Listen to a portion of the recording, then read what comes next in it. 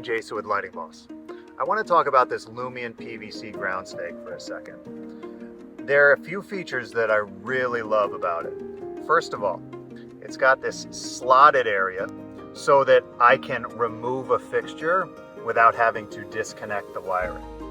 Secondly, it's got this V in here for both reinforcement and also to allow the wire to spin freely when you're twisting the fixture in.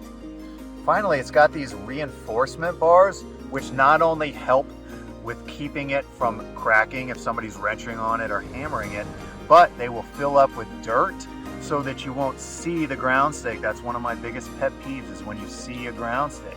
These will fill up with dirt and you won't see that ground stake if it rises above the level of the ground.